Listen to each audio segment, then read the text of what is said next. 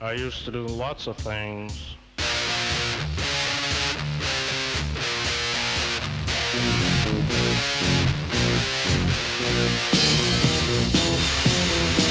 I used to do things and I'd say things and Jesus I was evil. Take things and break things and Jesus I was evil. I never shook, baby. Hello, my friend. Um, s- Happy day after 4th of July, brother. Oh, Fellow yeah. patriot. Yes, that's right. Our nation, when you're older, more Dude, beautiful, and things definitely aren't bursting at the seams. Nothing is wrong. Dude, so yesterday I my boss invited me. My boss and her husband invited me to her in-laws, and so they're my boss's husband and his parents. They're all from England, Oh, and so well, well, let 'em have it. no, dude. And here's the thing: I had to be very polite. And here's the thing: like they're all wonderful people. My boss and her family, they're all terrific people. But it was the British elections. They're British. The British, Oh yeah, it was. which I didn't which even put that found to be together that they were kind the of same day. tasteless, a little tasteless. Yeah, what are they thinking over? This is our day. Yeah, it's a little sore losers. Yeah. But no. So but like they were glued to the TV for most of it. But it's funny. My boss's husband, his name's Sean. I made a couple little jabs, but I was like, I'm just letting you know, like I've got so many memes loaded, and I'm being very polite by not quoting them right now. Okay, dude. Like, this is your parents' home, so I want to be polite. Yeah. They also, they pay you. Exactly. Yeah. So they pay your rent. I get it, but the temptation is there. It's the memes are always good. Like, oh my god, they're always good. The one of my favorites is I forget what the context is exactly. It's not like an Independence Day, not like a U.S. Independence Day specific, but something like what's great about the UK or what's great about Great Britain, and someone just responds and goes, "You gave the world the most Independence Days." I love that, man. Dude, Yeah. I did. They have a swimming pool, and so I did turn. I was like, dude, piss me off once, and I will dump all my tea into that pool, dude. So Yeah. So this is in LA. Yeah, they live up in Encino, which is kind of like in north. Encino, yeah, that's like a buffer, right, between like San Fernando, the Valley, and LA. Yeah, it's pretty cool. It's really nice. It's a very nice area that to live in, and but there were some great memes. So you know how British spellings, there's a U in wrong. Exactly. Yeah, wrong. Like color, honor, neighbor. Yeah. So I saw this one meme where it was like it had the British spelling and then had the American spelling without the U, and then did that with several words. And then the British person asking an American person, "What are you doing?" And then the American goes, "Getting rid of you." Another one because it's related to words, and words are great. I love words, but how they spell canceled with 2 L's. And we spell it with one. Right. The British person asked an American, "Hey, so why do you guys spell canceled that way?" Because we gave you that L in 1776. Yeah, hell's yeah, brother. And one more. This is a T-shirt I want to get. Keep them coming. Yeah, this is a T-shirt I want to get. It's like the most patriotic thing ever. It's got like George Washington, and he's riding a tank. There's like an explosion, like a bald eagle, and then the caption just says, "What the fuck is a kilometer?" Yeah, that was very good. Oh man, but America's great. I love America, and America rules, man. We're very America fuck yeah podcast. Yeah, and it's funny because it's like it's not from like an obnoxious like right wing. Minus. Yeah, kind of. I mean, there's a little bit of that too. I'm kidding. But it's like again another meme, but like this is how I feel about America, and it has like that wrestler, and he's from like the 80s, and he's all decked out in red, white, and blue. And because this is how I feel about my American government, and then he's like dressed like Guy Fawkes. It's like, that's a good way to describe it. That's all, and you can also like love your like. God forbid, I'll just end it when I start associating my country with my government. Like my country is so much more than that. It's our culture, it's our people, our institutions. I don't just mean like the IRS. I mean like our great museums, our sports, like our sports leagues, and our stadiums, are really cool cities. our beautiful small towns and Main Street USA. Like I did a semester in London, and I do love London, by the way. I love England. Not that I've been around a lot to England, and what my best friend in Spain was English. I have some great professors in London. Yeah. And one of the things he said, and he would come to America, I think in like Minnesota or something. He's like the quintessential, if you just picture British professor in your head, he is the quintessential British professor, like balding, but with the white hair around the sides, with the goatee beard, glasses, would wear, like the patch, like elbow patch jackets. Dude, I'm not even kidding. He literally smoked a pipe. Yeah, nice. He literally smoked a pipe. He was great. And every year on my birthday, because he's old and he uses Facebook, he's the first person to always wish me happy birthday because of the time. Yeah. They're 6 hours ahead, depending on the time of year. And he's a great professor. Anyway, so he said one of his favorite things about America were the people, how we're some of the nicest people. And we just he's like, people come up to me, just put their hands on my shoulders and go, hi. just want to be friendly. And he also loved Main Street USA. He loved that, the small town with the Main Street. And you're even and even cities have this in their neighborhood. Your neighborhood has this. You have that Main Street, and there's the shops and fruit vendors and supermarkets and restaurants, and it's a great thing about America. Not that other places don't have that too, but sure. But anyway, I mean, yes, this country is incredible. It doesn't mean it doesn't have its faults. I think it has some also deep-seated faults, and I don't mean racism. I mean the way our people going bankrupt because of medical bills, or people whether it's our institutions lying to us, and drug addiction because people were lied to. And I'm just spitballing here, but again, and I'm the first one to criticize those problems that we have. But I've been to a lot of different countries. I love some other countries. I'm very open about my love for France on this podcast. But I couldn't imagine these people bitch about this country. Where are you going to go? That's go to Sweden. It has its own issues. Go to Denmark. Go to, everyone always brings up the North, people on the left. I mean, criticizing our country. Go to these countries. It's going to be much different. Doesn't mean it doesn't have some amazing things too. Sure. And maybe you should move there and you would have a better life there. Everyone's different. But I mean, it's so incredible what we have here. Yes. While also I can criticize, we have a fucking problem with kids shooting up schools. Right. Other countries don't have that. Right. We have problems with, and I think a lot of the problems come from the left wing too, not prosecuting crimes and destroying cities with their terrible policies. But anyway, I'm just going on a pro USA rant. I do love this country, and I love being an American. Yeah, your turn. And I agree with a lot what you said there. I want to add on to that. We have it's risk taking and rebellion, and just kind of throwing caution to the wind is so. The cowboy spirit. We have that cowboy. Yeah. We have this frontier spirit. And so and because it was founded against rebelling against another country. It was founded on fucking an empire, really. Yeah, rebelling against an empire. Yeah. Exactly. Yeah. And we fucking did it.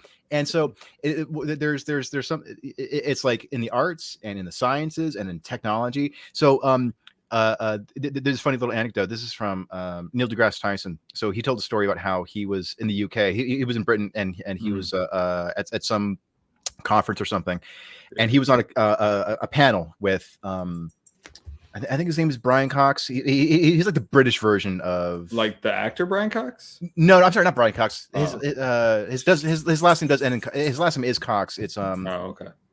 Anyway, he's a British astrophysicist. Okay. So anyways, so Tyson is on this Q&A panel with Cox. I know, I know. COX. He's on this panel with him, and so somebody from the audience gets up and asks a question, and I think he asked the panel, "Is it possible to go into a black hole and survive?" And then Tyson said, "Well, technically no, but theoretically, if you were able to blah blah," and he goes through a very technical answer of if you were to create a machine that can survive this and bend these principles and this and that, and then Cox interrupted him and he said, no, you can't do it because it ignores this principle and this principle and blah blah blah. And then the person in the audience goes, "See, that's why America landed on the moon and England hasn't."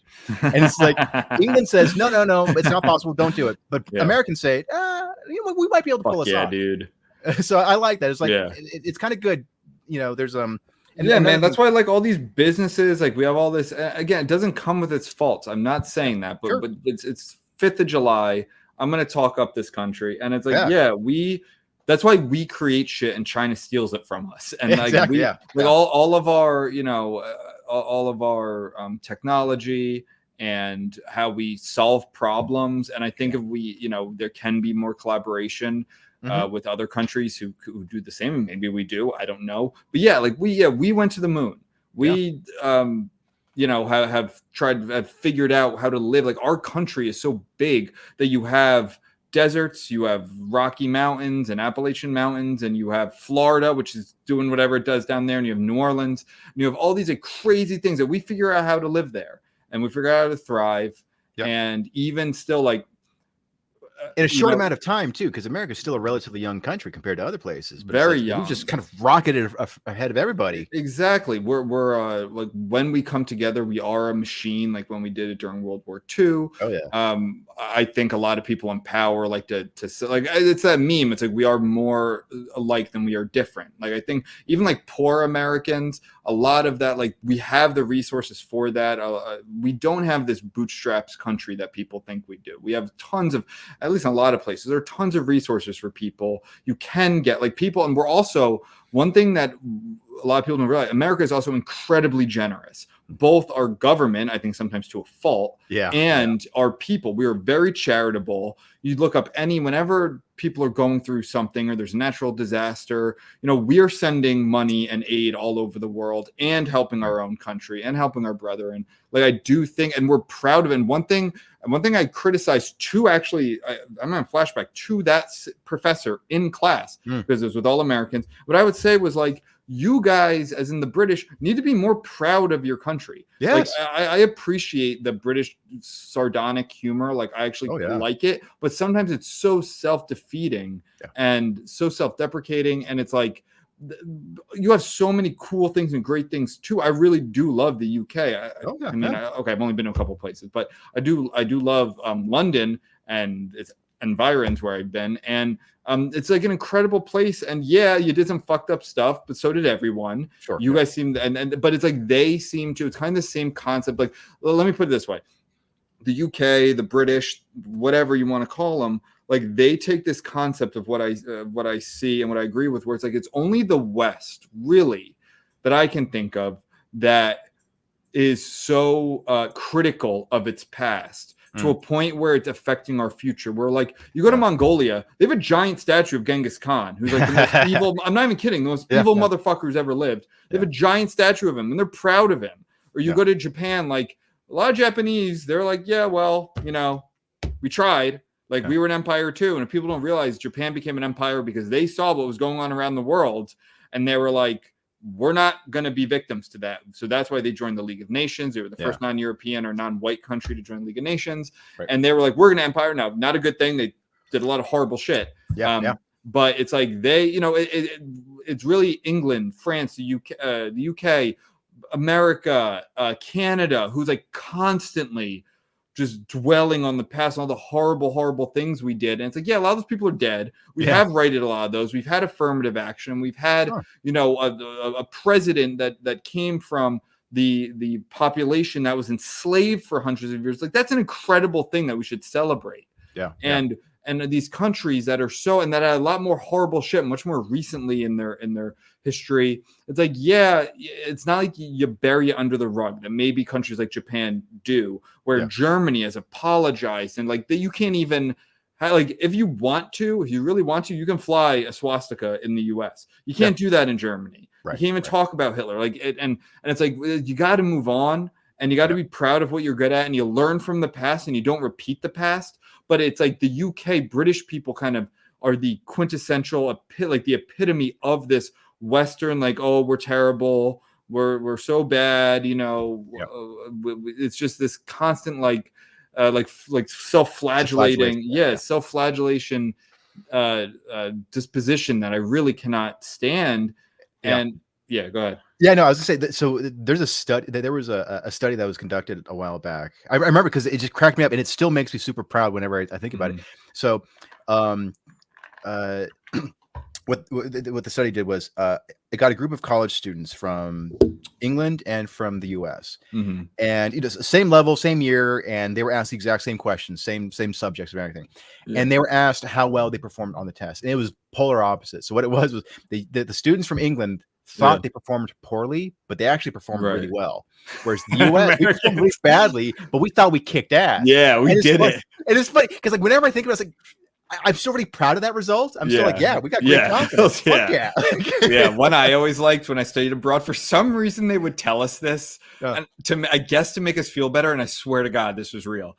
I studied abroad in 2012 in London, and they would tell us that Americans were 7% more likely to survive a terrorist attack than British people. I guess because like we don't queue up like they do and be like just like fucking run, like get out of here.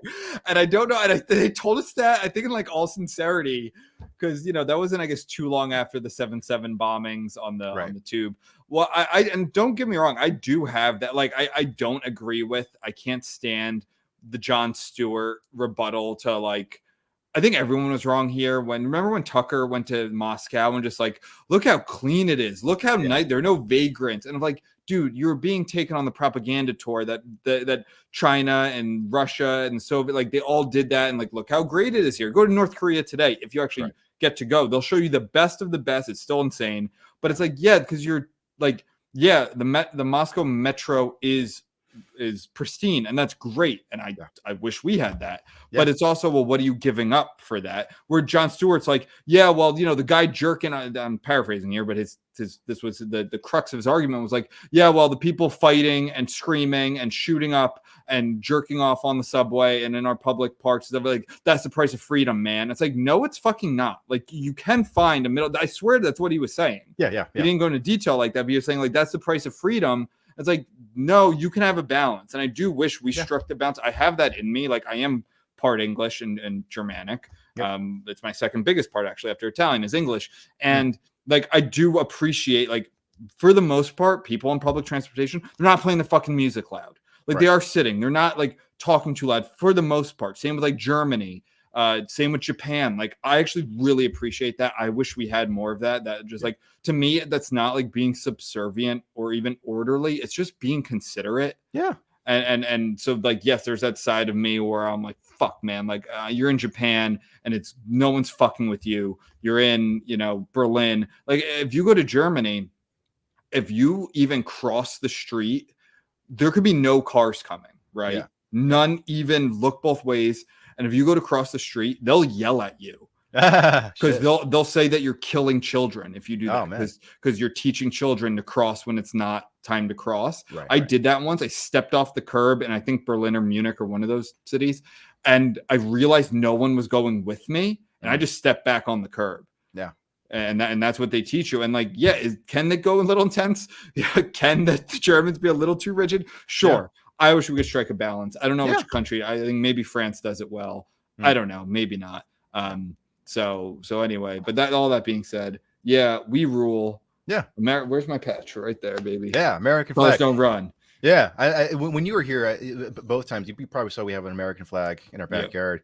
It's funny because like it's so associated now with like, oh, you're MAGA, you're so conservative. Fucking stupid. And I'm like, no, it's a great country. I'm, California is a shithole and LA is a shithole, but I'm still like, I'd rather live here than, and I'm not saying like LA is better than every other. I mean, I do say that all the time. Let me rephrase it.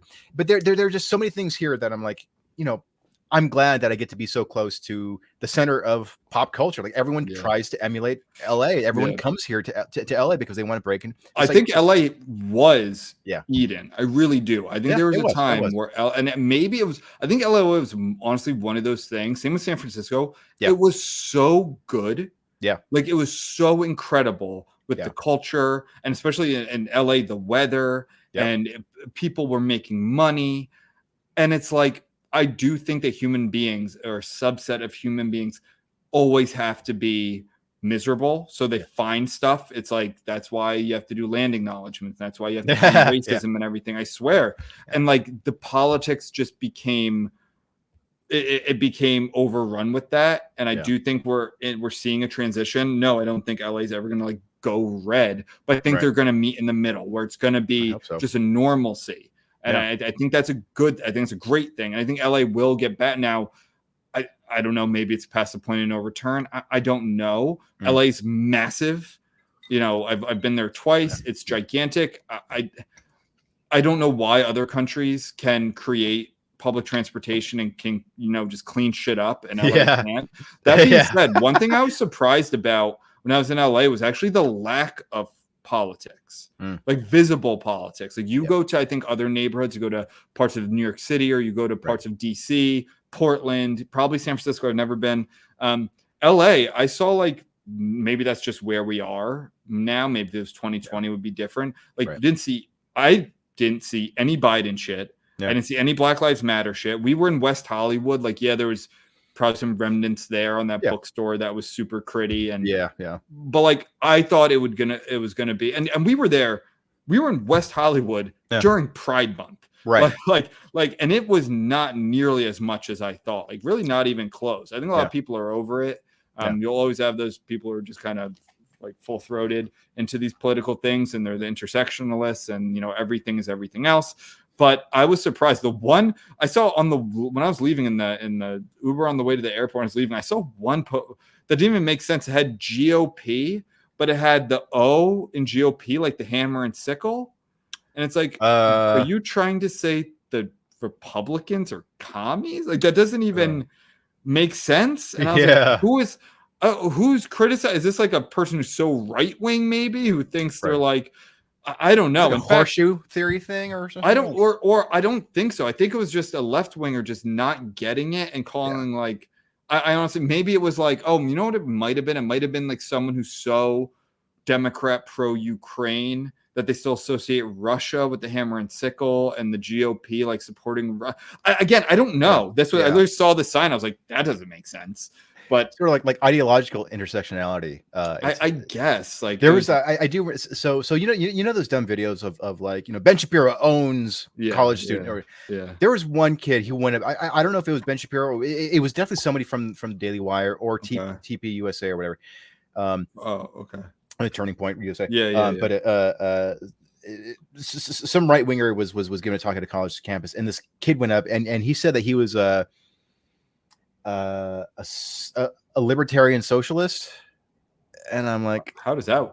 I don't know, but that's like, you can be so many things politically, but like those literally, I don't. The exact opposite. Like I think, you can't be those things. Like you could be a super, and in fact, California, I think, is an extreme of the libertarian left, which is letting live and let live so much that it's like let naked men walk down the street when there are children around during a parade, and letting because they identify as women. Right. No, it's not even that. It's just because freedom, right? Exactly. Or it's like, or letting people live on the sidewalk, shooting up and bringing them food, because it just turns into degeneracy. Like, I think that is like the libertarian left is. But libertarianism is so, I mean, the libertarians literally, I think they did a huge favor for Trump by nominating one of those guys, like who's very pro LGBTQ stuff, very pro Black lives. And like, there is that side of libertarianism where a lot of libertarians are just voting for Trump, which I think Trump got a huge gift there with the libertarians, where most people, I still think libertarians, I've even heard people say like libertarians are like cool Republicans. Like, like in some way, then there's a lot of overlap. And because Ron Paul ran as a Republican, but there is that strain of libertarian leftism that I think is really detrimental. It's kind of that bottom, if you're looking at the political compass, is like the bottom left, green, which somehow I always end up in, which I don't I always think the top right corner, which is like the blue right, it's like left, like authoritarian. Bottom right is, did you lose me? You got a little jittery there for a second, but you're back now. Yeah. Bottom right's like the yellow, the right wing libertarianism. That's like ANCAPs, like those kind of people, and the left is like the left wing libertarianism. But anyway, some I always end up in there, kind of like towards the center-ish bottom left. I'm like, I don't fucking know. I ended up here.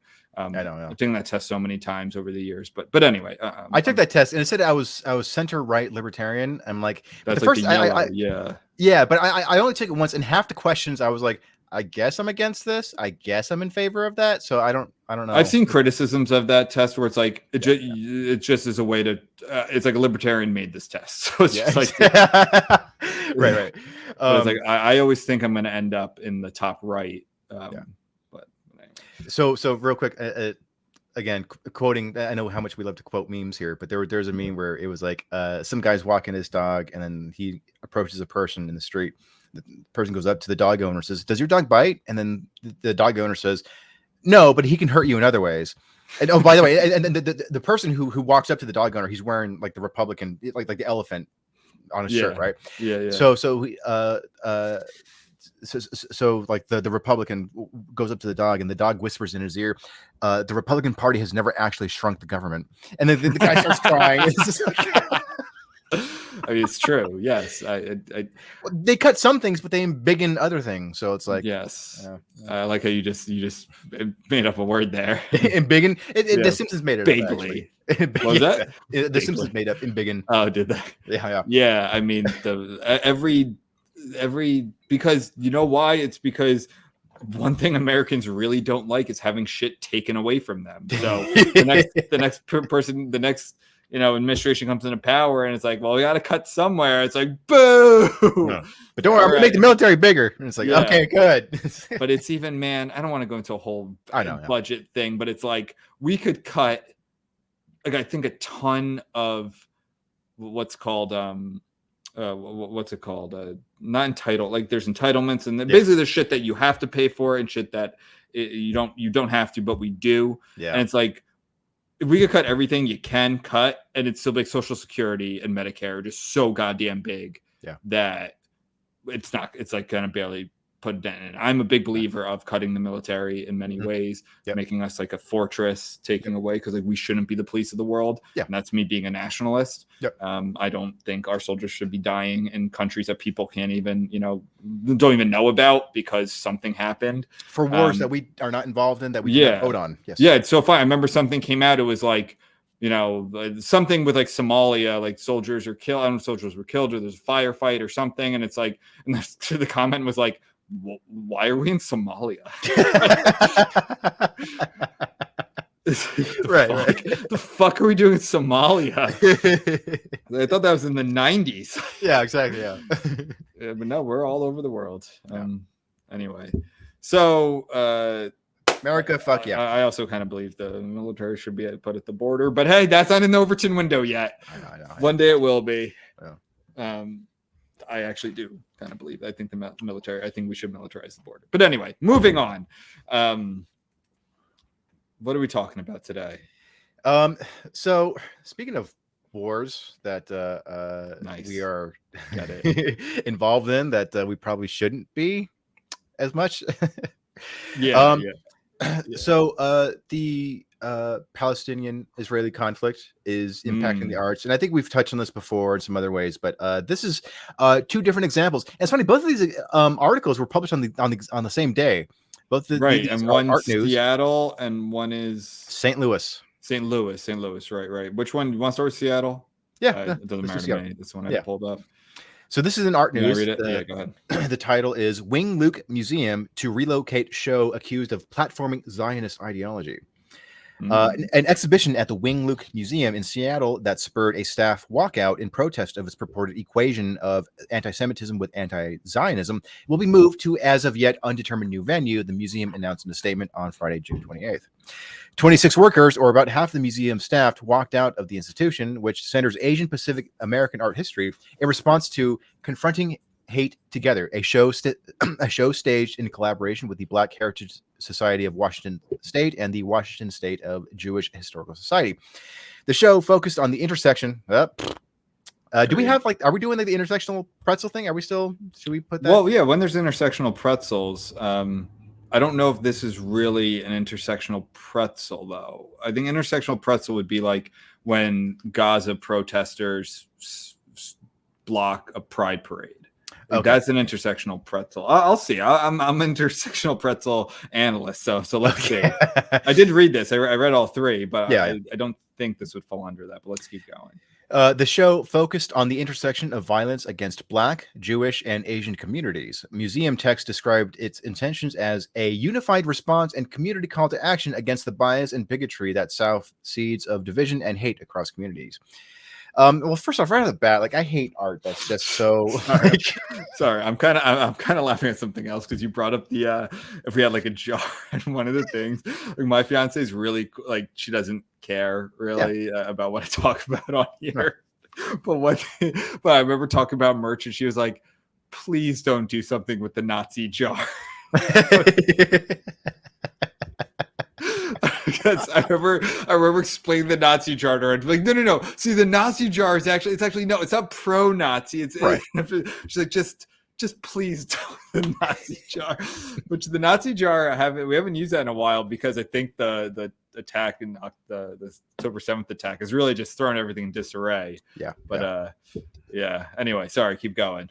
Yeah. So right off the bat, I just hate art that is so heavy-handed with its politics, where it's like the purpose of this exhibition is to confront hatred, or it's like when hate replace hatred, like isn't hatred like the noun version of to hate, but now hate is the noun. Yeah, that might be like a shibboleth type thing, like you're using hate. You are one of us. We accept him, one of us. So yeah, so this is one of those times where this is an attack like from the left at I'm assuming the museum in Seattle that centers Asian, like even that word, that's a shibboleth, centers Asian Pacific American art history. Like they couldn't, like it still wasn't good enough. Like not good enough. Because they did today anti-Semitism is often disguised as anti-Zionism. So oh boy. Okay. I know. I can't. I'm still struggling to tease that apart. No, I get. So here's why it's a struggle is because sometimes it is and sometimes it is not. Like there are people. Like if you just let's say that you could snapshot in time a whatever you want to call it. Some people call it, I think, disingenuously, sometimes a Hamas protest. And some call it a Palestine protest. Some say a Gaza protest. I think within those groups, I think you will have like decent-minded people who are like, I don't want babies being blown apart. Mm-hmm. And right next to them might be someone with literally Hamas, not Gaza, not the Kafia, a Hamas terrorist designated organization headband, like right next to each other. And one won't know the other. And it's like, I do think that a lot of well-meaning left-wingers are Trojan horses or maybe not Trojan horse because that's unintentional Trojan horses for Islamism and Hamas and like specific terrorist organizations. So some people who are anti-Zionist, whatever that means, because like anything, this is we went through this. I mean, I think we've been going through this forever, but like in the 2020, early 2020s, 2020, 2021, it was like, what does racist mean? What does, what do these things, again, what does the American flag mean? And by the way, I wanted to take a step back with that because you brought that up. Even when I was like at my most left-wing progressive, I hated that people on my side kind of ceded the American flag to the right because I never understood that. Like, why would you, like the rights that the flag bestows upon you, like you get to benefit from from free speech. You get to benefit from all like whatever amendment, pick it out of a hat. So like use it to your advantage. And it is unifying. Yeah. And I hated that the left always just cedes the American flag. I think some people try to, like, I will try and recapture, like, no, it's cool to be left-wing and patriotic. And that's a good thing. And some countries actually, they're more patriotic people like Canada has like a left-wing patriotism. Yeah. And some countries do have that. Anyway, I just want to make that point that I always think that's very stupid of others. Anyway, so anti-Zionism, like, what is Zionism? Some people, when they are criticizing anti-Zionism, they do. Some just mean Israelis should get to where they want. They break and all of that, and the idea that just because they are Zionists, they get to do that. That's both of these communities. And I don't. Hold on, you're breaking up again. Okay. Yeah, hold on. Okay, I think you're back. You're starting to come back. What if I do this? You're a little pixelated. I don't know what's going on here. Yeah, it's weird. It's just I can hear you just fine now. All right, okay, well, now I'll you're just back. keep talking. All right, so please do. so anyway, so like that's the point, is that this has gotten so muddled, and because it's, I think by design, I think a lot of pernicious left-wing ideologies, Soros-backed, like they are couched in like, you know, social justice, even Black Lives Matter. Like who's going to disagree with Black Lives Matter? Except like the most ardent racists. Like, but like, what does that actually mean? Like, what are the policies or programs or whatever being put forth, or if it's biggest activists and you know, acolytes, what are they saying? So it's like, so that's the problem with this, is like it's not about right and wrong. I do like, if this museum, I think foolishly, given where they're located and who their clientele likely is, like if you're just going to say anti-Zionism, anti-Semitism is often disguised as anti-Zionism, well, like I might agree with that in many cases, your staff is just not, because they only believe that like anti-Zionism is bad, and whenever anyone is protesting anti-Zionism or what's the word I'm looking for, criticizing anti-Zionism, that's all it is. It has nothing to do about Jews or Israel not having the right to exist or defend itself. I think they're wrong too, because a lot of people are, a lot of both Westerners and Muslims and people all over the world actually do believe that, like, no, Israel shouldn't exist. Right. But like you see it, and they're all mixed together, and that's what makes it tough. Yeah. So yeah, but you know, and also just kind of getting back to the arts thing, it's just like, you know, because I live in LA, which is kind of ground zero for a lot of ridiculous, you know, intersectional crap. Yeah. I see a lot of like over the top, heavy handed political art, but I've never once thought this museum or this gallery should not show it. It's always just been like, this is bullshit. And if anybody asks me, I'll say right out loud, it's bullshit. But I'm never going to say like, hey, museum, stop putting this up there. Like, so I mean, you know, it's frustrating. You know, this is not about art, but specifically, but it's like, you know, there's that saying where it's like, a library should have a book that should offend everybody or something like that. And I think I'm fine with that being applied to museums. Like, yeah, it'll you know, museums and galleries should have art that will offend everybody. And I don't really care. I mean, like it's you know, like, you know, if you work at an art gallery and then they start hanging up things that you don't agree with, it's like, well, that's art, dude. Sorry. So yeah, I'm looking here at more of this, like the what does it say here? So today, anti-Semitism is often disguised as anti-Zionism. Like, yeah, I get it. Like, I think that's accurate. Today, I think it is all. It's like it's a way to you know, bash Jews without doing it, like without saying it. Yeah, it's like yeah, exactly. It's still it's allowed, and I mean, there's some people who are just very outright like at these same protests. Again, these are like in London, in Paris, in New York. It's like Hitler didn't finish the job. We'll be like, they're like, there were people flying the Hamas flag, and yeah, they're also criticizing Zionism, but like that's not. That's just criticizing the state of Israel having the right to exist. Right. I mean, I think this is pretty standard now that I'm kind of reworking it. It's like, I don't know. I think, like, I'm going to be honest here. I think a lot of Jewish people have woken up and they've seen, like, they're like, whoa, we've always been at the forefront of social justice movements. Whether it was civil rights, you know, we have been discriminated against, like very recently all over the world. I've said this before. I mean, I read this book, All the Dream of Scipio, and it's basically it's like three different storylines in three different times in history, like fall of Rome, bubonic plague, and I think the like French resistance during World War II. And it's like, what ties them all together? Hating the Jews. Right. It's like the Jews get blamed for everything. They're always a scapegoat. And I think a lot of Jewish, I know statistically for a while, it's still like the Jewish population is the most democratic, actually, like over the black population, over, any minority group, Muslims, whatever it is. And I think we're taken aback by the response to October 7th. And they thought they were part of the in-group. And I think that kind of sucks when it's like, oh, wait a minute. I thought we were friends. Right. And like, no, they were. And now I think a lot of them are Republicans or support Republicans or conservative movements because, I think a lot of people show that was really one of my breaking points with the left wing. Like a lot of the left wingers I still listen to, whether it was Brandon Joy Gray. I was about to bring her up. Brandon Joy Gray, the what are they called?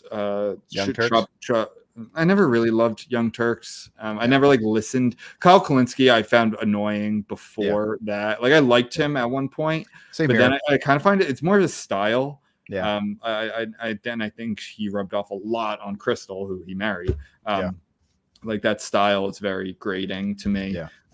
But they were kind of like a left wing power couple, and I liked them for a while. And then Crystal is one of them. The response, she wasn't the worst, but like the response from these who I thought like really good left wingers who I agreed with on different positions. Yeah, it was just like, what the fuck? Like this is sick. Yeah. And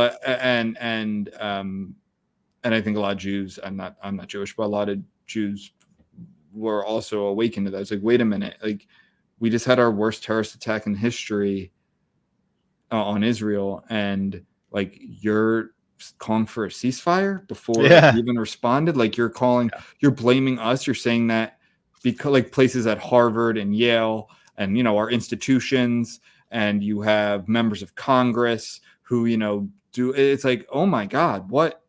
I think a lot of them had the wool over their eyes or whatever the saying is.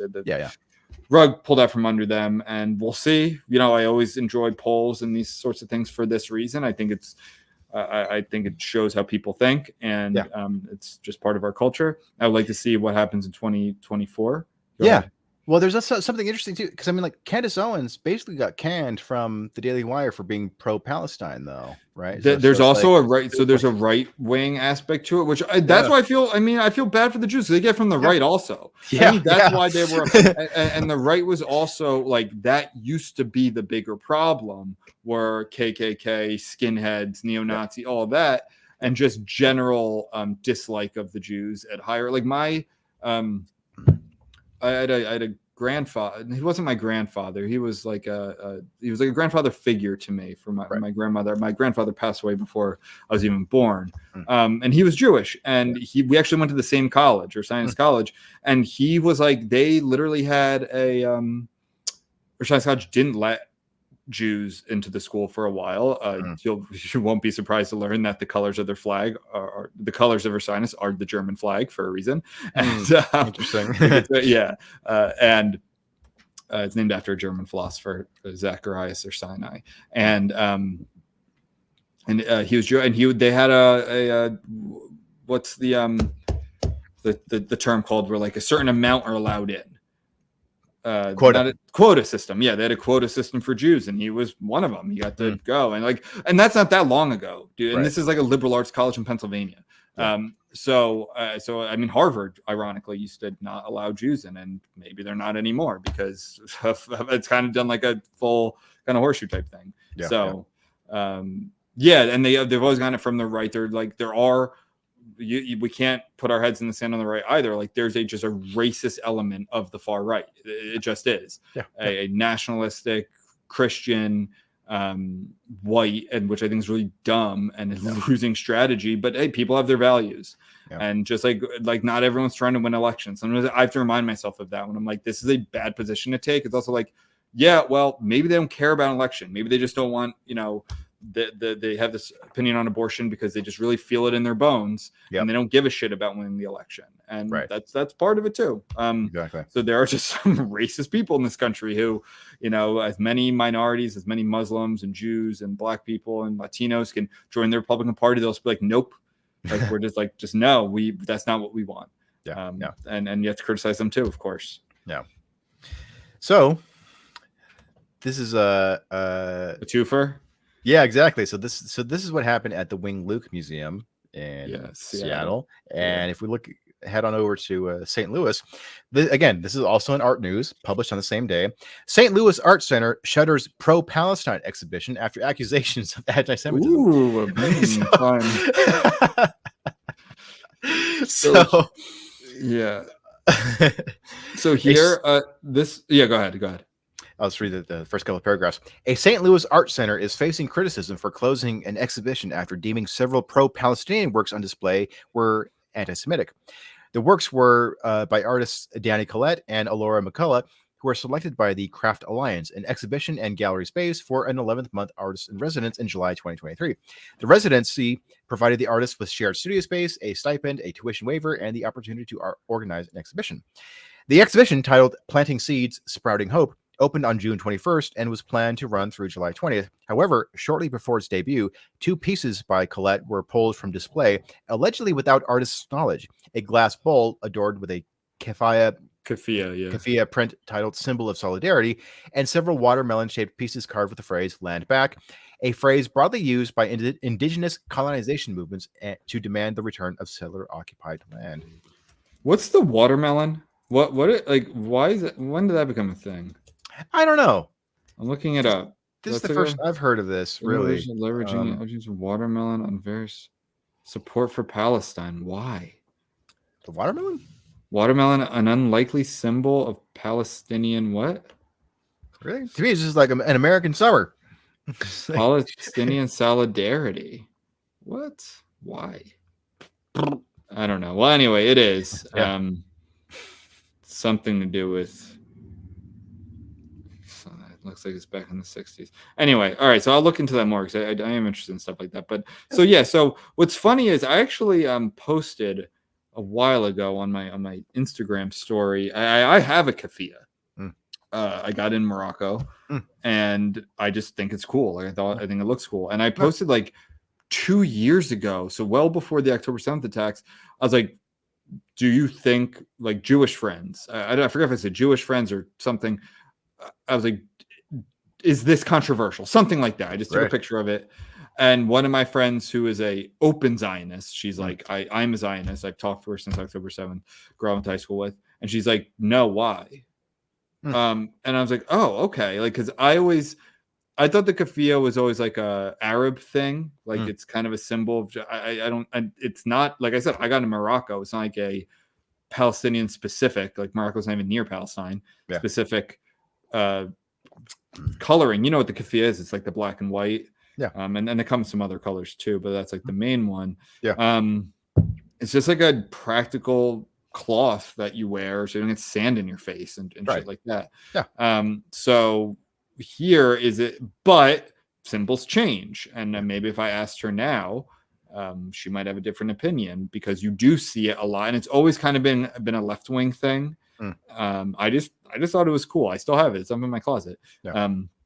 And I always just thought it was cool. And so getting to here, like a bowl adorned with keffiyeh print, like, yeah, I'm sorry, I think it's going too far here. Like, no, I don't think that's anti-Semitic.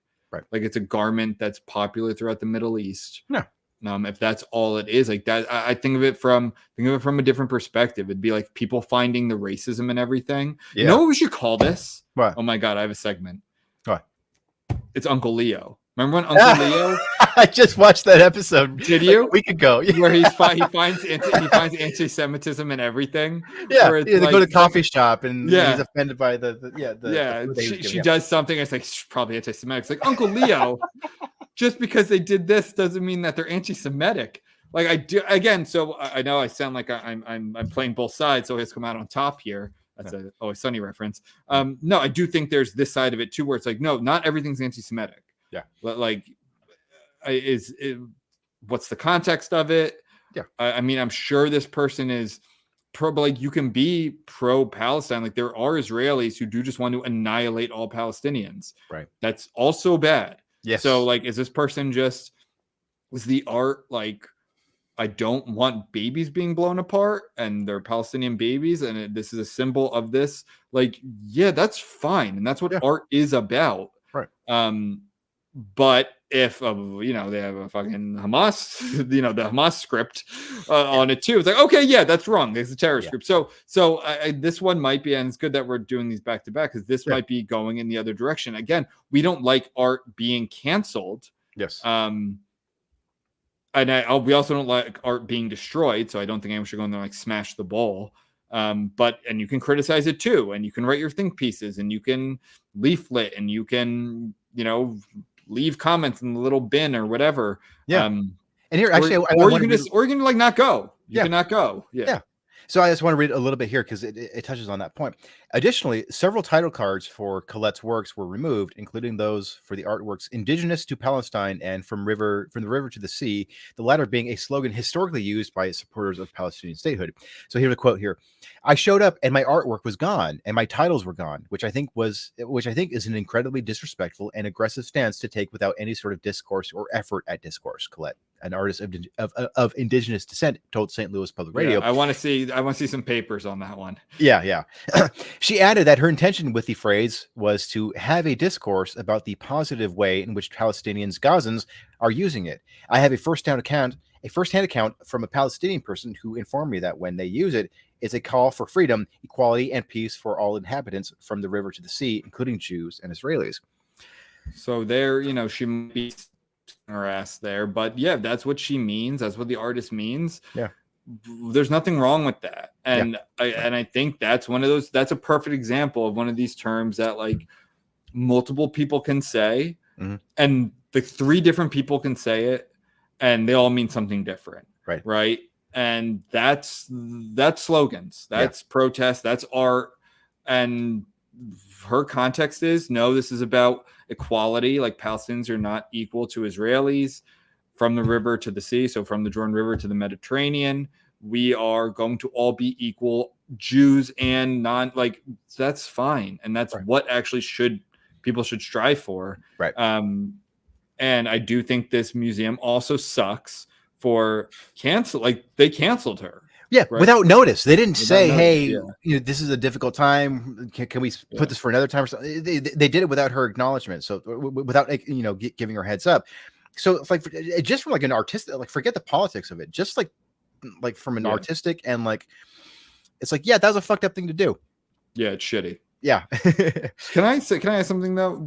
Artists out there, if you're listening, does everything have to be about discourse? Right. Like, do we always need to have a discourse? Like, Jesus Christ! Like, what? Like, it's like a verbal meme. NPR headline or Washington Post headline. It's like, it's time we have a serious talk about race, and then it shows like the graph of articles about race in the past like 15 years, and just like skyrockets up. It's like, it's literally all we talk about. Yeah. Like, do we have to talk about the discourse about Palestine, Israel? Like, it's all anyone's talking about. Yeah. Actually, I mean, I have noticed that's kind of died down since Biden shit his pants on television. Right. Which is kind of fun, but yeah, both of these articles brought up at least 2 points about what I hate about so much of the art in the last few years, which is like, one, the political heavy-handedness that is so prevalent nowadays, and two, it's just like the idea that and again, I'm not calling for any artwork to be banned or canceled or anything like that, but it's just my general criticism of this art, which is that, like, do you think that you're painting in a weird little gallery that 90% of the world has not heard of is going to, change the course of a conflict that 90% of the world does know about? Like, And I'm sorry, and it's like, yeah, I know it probably comes from a good place. You want peace and you want equality. I get it. I'm all in favor of that. But like, what your glass bowl isn't going to do that. Like, Exactly, yeah. And it's like, and again, like the buzzword of it's about discourse. Discourse does. I don't think it really it's ends too much wars. discourse. It's all anyone's like. My God, it's non fucking stop, and it tears. I'm serious. Like tears friend groups and families apart. Yeah. I think we need less like. Imagine you're going. I mean, I'm sure that they are advertising the exhibit and all that, but imagine you're like going out and you're gonna spend time with your family in a while or a group of friends, and it's like let's go have like a cultural. We'll go get lunch, and then we'll go to the museum, have a cultural experience. And it's like you can't escape it. Yeah, it's like, oh, you thought you guys were gonna hear about Israel-Palestine? Yeah. Well, guess again. Yeah. Did you see Spike Lee's movie? The one based on a true story of like that guy who pretended he was like a member of the KKK. Yeah, Black Klansman. Yeah, did you see that one? Of course. I went to see that with a very progressive friend of mine. He's very progressive, but he's not really woke. But we watched it, and when I say he's not woke, I mean like he doesn't really pay much. He's not online very much. He doesn't really pay much attention to it. But like anytime I mentioned to him somebody getting involved in a controversy where it's like they said a dumb thing and the mob is coming after them, he's always like, yeah, that's dumb. Like don't go after somebody because they said something dumb 8 years ago. Like that's so he does have some principles I think align with ours. But we watched that, and multiple times throughout that movie he turned to me and he goes, that's pretty heavy-handed. And I'm like, yeah, no, I know. Really? Yeah. There is this like when art and I'm not against the idea of art being political in any way, but it's like when it's so fucking blatant, that's when it's just like, oh come on, like you're removing all the mystery and all the like real discourse that should arise naturally. But once you're forcing, hey everybody, this is what I think, and it's like, well, this is the same situation where I feel torn because part of me is like this indigenous person. Artist making Palestinian art, right? I guarantee you she would probably be on top of the dog pile when it comes to like anyone else getting, I mean, here it's literally canceled. Like they pulled her art, right? Yeah, exactly. I'm sure you'd be fine with that. So I don't want to defend her, but that's defending your values. At the same time, part of me is also like I hope people like, I think it's maybe good that some of these people, because this is like the one issue that the progressives, don't have cultural dominance on in a lot of these spaces. So they actually are the first time getting put, whether it's college campuses or museums, like it's kind of the first time that because there's not a unanimous, that's why Harvard bungled it and these universities bungled it so bad, because when it's like Kyle Rittenhouse, like they know the position, it's already good to go. But when it comes to, well, it's a colonized group of people attacking Jews who get, a lot of our biggest donors are Jews and people who work for us, and it's America, but it's like it's a conflict for them, and they fuck it up so badly. And here it's like this artist, I kind of want her to, I'd love for some of these to have some self-reflection and be like, oh wow, is this what it feels like? Right. Like, because they're so used to just everything they do is so great, everything is the correct side of history. Dave Chappelle did 5 minutes of jokes about trans people. Exactly. Yes. And now the one time that they're getting pushback from their very institutions, right? Not like the Republicans, or the police, but like the very institutions that they thought that, that could do no wrong. It's kind of nice to see. Yeah. So I'm personally torn. I understand that maybe I'm even being a hypocrite about it, but I would like my view is that art should exist and you shouldn't pull it. And if you give context, fine. But also if you give too much context, it kind of defeats the purpose of the art. Right. And it'd just be nice if that became the default, was like, we're going to have a wide variety of different artists and topics, and some of them might be straight white men, singing hosannas about Western philosophy or art, and some might be trans indigenous sex workers, doing their art, whatever, and that's fine. And that would really be the ideal. This might be this. this might be the start of a beautiful friendship. Yeah. Between so we'll see. Yeah. No, Probably not. I hear you, man. And we've talked about this before. It's like where it's like, yes, of course, like we don't want things to be canceled, but at the same time, if you were part of that mob, Which and it's coming after you now, I just can't imagine that they're this principled, where like they would be okay with all of the cancellations, all of the pillories, all of the dog piles, everything that's gone on in the past decade now. I just can't imagine that they were like, no, we should hear it out. Like, no, we should wait and see. We should, celebrate distinct voices and all of that. It's like, no, they probably just do the same crit logic that they've always done, and that's why they're so surprised when they're on the other side of it. It's kind of nice. Yeah, it's kind of nice. It is. I know it definitely appeals to like that sort of like primal lizard brain part of us, where it's like, good, fucking, you've been, brain. It's just like, exactly the cool part of the brain. Like, yeah, you've been part of this mob, and now it's coming after you, and you're bitching. It's like, yeah, too fucking bad. Deal with it. Yeah. But yeah, I know it's interesting seeing how like this conflict is it's impacting the arts in the U.S. And I think it's revealing a lot of people's true colors. On that note, my colors are red, white, and blue, baby. Fuck yeah, dude. America. I was about to say that. I'm so glad you picked up on that. These colors don't run. All